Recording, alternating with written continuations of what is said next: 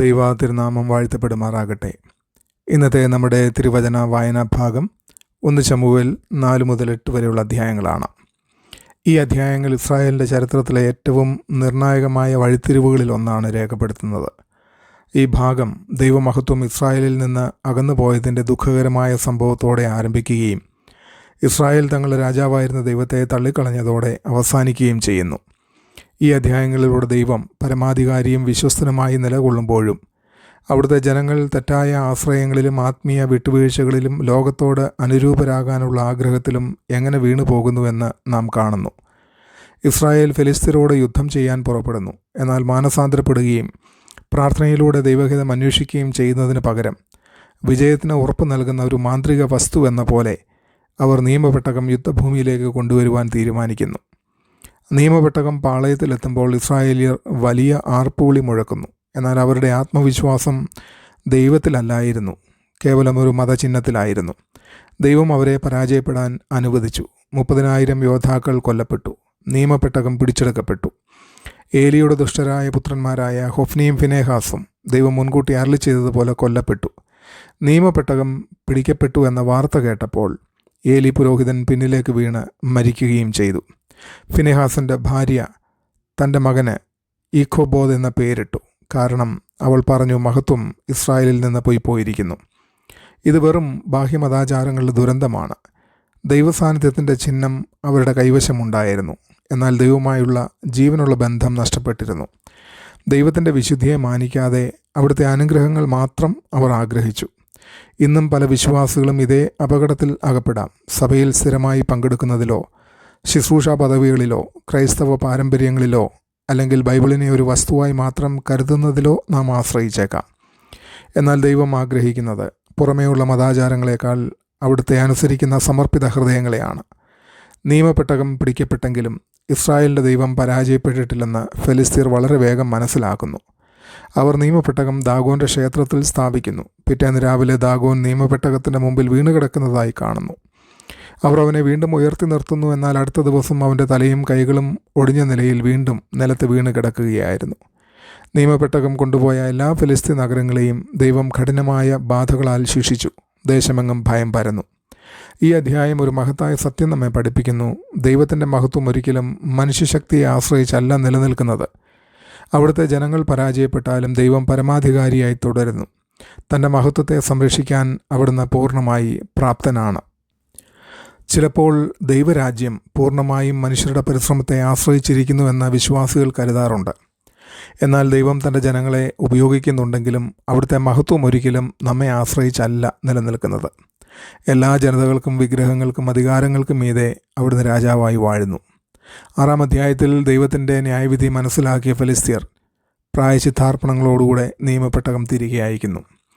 നിയമപെട്ടകം ബേത്ത് ഷെമേശിലെത്തുമ്പോൾ ജനങ്ങൾ അത്യന്തം സന്തോഷിക്കുന്നു.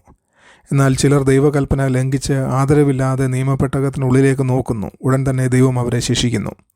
അവരുടെ സന്തോഷം ഭയമായി മാറുന്നു. അവർ ചോദിക്കുന്നു, ഈ വിശുദ്ധനായ യഹോവയായ ദൈവത്തിൻ്റെ സന്നിധിയിൽ നിൽക്കാൻ ആർക്ക് കഴിയും? ദൈവത്തിൻ്റെ വിശുദ്ധിയെ ഒരിക്കലും നിസ്സാരമായി കാണരുതെന്നാണ് ഈ അധ്യായത്തിൻ്റെ സന്ദേശം. ദൈവത്തിൻ്റെ സ്നേഹം അവിടുത്തെ വിശുദ്ധിയെ ഒരിക്കലും ഇല്ലാതാക്കുന്നില്ല. ഇന്നത്തെ ക്രൈസ്തവ ലോകത്ത് ചിലപ്പോൾ ദൈവസ്നേഹത്തിന് അമിത പ്രാധാന്യം നൽകുമ്പോൾ ദൈവഭയവും വിശുദ്ധിയും അവഗണിക്കപ്പെടുന്നു. എന്നാൽ തിരുവെഴുത്ത് ഈ രണ്ടും ഒരുപോലെ പഠിപ്പിക്കുന്നു. പാപികളെ കൃപയോടെ സ്വീകരിക്കുന്ന ദൈവം തന്നെയാണ് ഭക്തിയോടും ആദരവോടും അനുസരണയോടും കൂടെ ആരാധിക്കപ്പെടേണ്ട വിശുദ്ധ ദൈവവും. 7-ാം അധ്യായത്തിൽ ശമൂവേലിൻ്റെ ശുശ്രൂഷയിലെ ഏറ്റവും പ്രകാശമാനമായ നിമിഷങ്ങളിലൊന്നാണ് ഈ അധ്യായം. ശമൂവേൽ ഇസ്രായേലിനെ പൂർണ്ണ ഹൃദയത്തോടെ മാനസാന്തരപ്പെടാൻ വിളിക്കുന്നു. നിങ്ങൾ പൂർണ്ണ ഹൃദയത്തോടെ യഹോവയെങ്കിലേക്ക് മടങ്ങി വരുന്നുവെങ്കിൽ അന്യദേവന്മാരെ നീക്കിക്കളവീൻ.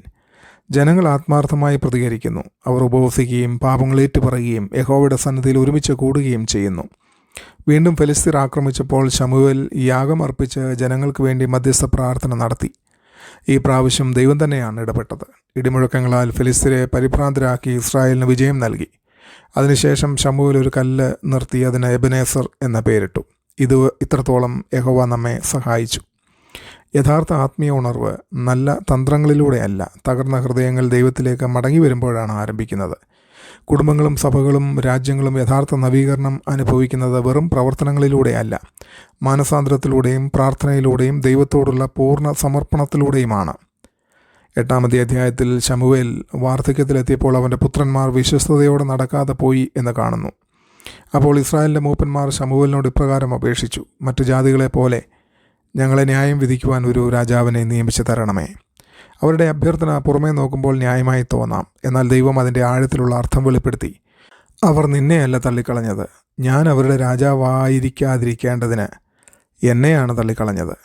ദൈവത്തിൻ്റെ അതുല്യമായ ഭരണത്തിൽ ആശ്രയിക്കുന്നതിന് പകരം ലോകത്തെപ്പോലെ തോന്നുന്ന സുരക്ഷയാണ് ഇസ്രായേൽ ആഗ്രഹിച്ചത്.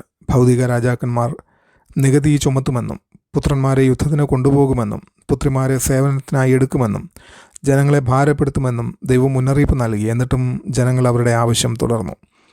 ഈ അധ്യായം ശൗലിൻ്റെ രാജ്യത്വത്തിന് വഴിയൊരുക്കുമ്പോൾ ദൈവത്തിൻ്റെ നേതൃത്വത്തെ ലോകത്തിൻ്റെ പരിഹാരങ്ങൾ കൊണ്ട് മാറ്റിസ്ഥാപിക്കാനുള്ള മനുഷ്യഹൃദയത്തിൻ്റെ പ്രവണതയും വെളിപ്പെടുത്തുന്നു. ഇന്നും വിശ്വാസികൾ ദൈവത്തിൻ്റെ നേതൃത്വത്തിൽ ആശ്രയിക്കുന്നതിന് പകരം ലോകത്തിൻ്റെ മാർഗങ്ങളും അംഗീകാരവും വിജയത്തിൻ്റെ നിർവചനങ്ങളും പിന്തുടരാം. സംസ്കാരം തിരുവെഴുത്തിനേക്കാൾ നമ്മുടെ വഴികാട്ടിയാകുമ്പോൾ ഇസ്രായേൽ ചെയ്ത അതേ തെറ്റ് നാമും ആവർത്തിക്കുകയാണ്. ഈ അധ്യായങ്ങൾ ഒരു ആത്മീയ അധപതനത്തിൻ്റെ ക്രമം വെളിപ്പെടുത്തുന്നു. യഥാർത്ഥ അനുസരണമില്ലാത്ത മതാചാരങ്ങൾ പരാജയത്തിലേക്ക് നമ്മെ നയിക്കുന്നു. മനുഷ്യരുടെ പരാജയം ദൈവത്തിൻ്റെ മഹത്വത്തെ ഒരിക്കലും തോൽപ്പിക്കുകയില്ല. ദൈവത്തിൻ്റെ വിശുദ്ധി ആദരവും ഭക്തിയും ആവശ്യപ്പെടുന്നു. യഥാർത്ഥ മാനസാന്തരം പുനഃസ്ഥാപനത്തിലേക്ക് നയിക്കുന്നു. ദൈവത്തിൻ്റെ ഭരണത്തെ നിരസിക്കുന്നത് ഒടുവിൽ അനാവശ്യമായ ദുഃഖത്തിലേക്ക് നമ്മെ നയിക്കുന്നു. ദൈവം അന്വേഷിക്കുന്നത് മതചിഹ്നങ്ങൾ വഹിക്കുന്നവരെയല്ല, പൂർണ്ണമായി അവിടുത്തേതായ ഹൃദയമുള്ളവരെയാണ്. ഇന്നത്തെ സഭയും ഇസ്രായേൽ നേരിട്ട അതേ പരീക്ഷണങ്ങളിൽ പലതും അഭിമുഖീകരിക്കുന്നു. ദൈവമായുള്ള യഥാർത്ഥ കൂട്ടായ്മയ്ക്ക് പകരം മതപരമായ പ്രവർത്തനങ്ങളെ നാം ആശ്രയിച്ചേക്കാം. ദൈവത്തെക്കാൾ പരിപാടികളിലും പാരമ്പര്യങ്ങളിലും വ്യക്തികളിലും കെട്ടിടങ്ങളിലും നാം കൂടുതൽ ആശ്രയിച്ചേക്കാം. ദൈവത്തോടുള്ള വിശ്വസ്തതയേക്കാൾ സമൂഹത്തിൻ്റെ അംഗീകാരം നാം ആഗ്രഹിച്ചേക്കാം. എങ്കിലും ദൈവം എന്നും തൻ്റെ ജനത്തെ മാനസാന്തരത്തിലേക്കും വിശുദ്ധിയിലേക്കും പൂർണ്ണ ആശ്രയത്വത്തിലേക്കും വിളിച്ചുകൊണ്ടിരിക്കുന്നു. ഈ സന്ദേശം ഇന്നും കാലാതീതമാണ്. ദൈവസാന്നിധ്യത്തെ മനുഷ്യന് നിയന്ത്രിക്കാനാവില്ല. ദൈവത്തിൻ്റെ വിശുദ്ധിയെ ഒരിക്കലും കുറച്ച് കാണിക്കാനാവില്ല. ദൈവത്തിൻ്റെ രാജ്യാധികാരത്തെ മനുഷ്യജ്ഞാനത്താൽ മാറ്റിസ്ഥാപിക്കാനും കഴിയില്ല. 1 ശമൂവേൽ 4-8 വരെ നമ്മെ ഓർമ്മിപ്പിക്കുന്നത് ഇതാണ്: ദൈവത്തിൻ്റെ മഹത്വത്തെ നിയന്ത്രിക്കാനാവില്ല, അവിടുത്തെ വിശുദ്ധിയെ അവഗണിക്കാനാവില്ല. അവിടുത്തെ രാജാധികാരത്തെ മാറ്റിസ്ഥാപിച്ചാൽ അതിന് അനിവാര്യമായ പ്രത്യാഘാതങ്ങൾ ഉണ്ടാകും. എന്നാൽ ഈ അധ്യായങ്ങൾ പ്രത്യാശയുടെ മഹത്തായ സന്ദേശവും നൽകുന്നു. ദൈവജനങ്ങൾ താഴ്മയോടെ മാനസാന്തരപ്പെട്ട ആത്മാർത്ഥമായ അവിടുത്തെങ്കിലേക്ക് അടുത്തു വരുമ്പോൾ അവിടുന്ന് അവരെ പുനഃസ്ഥാപിക്കുകയും സംരക്ഷിക്കുകയും നയിക്കുകയും ചെയ്യുന്നു. ഇത്രത്തോളം യഹോവ നമ്മെ സഹായിച്ചിരിക്കുന്നു എന്ന സാക്ഷ്യം പറയുന്ന എബനേസറിൻ്റെ ദൈവം ഇന്നും തൻ്റെ ജനത്തെ സഹായിക്കുന്നു. അവിടുത്തെ കൃപയുള്ള ഭരണമാണ് ഒരു വിശ്വാസിക്ക് ലഭിക്കാവുന്ന ഏറ്റവും വലിയ സുരക്ഷ. ഞാൻ യഥാർത്ഥത്തിൽ ദൈവസാന്നിധ്യത്തിലാണോ ആശ്രയിക്കുന്നത്, അതോ വെറും മതാചാരങ്ങളിലോ? ദൈവമാണോ എൻ്റെ ജീവിതത്തിൻ്റെ യഥാർത്ഥ രാജാവ്, അതോ ലോകത്തിൻ്റെ മൂല്യങ്ങൾ എൻ്റെ തീരുമാനങ്ങളെ സ്വാധീനിക്കുന്നുണ്ടോ?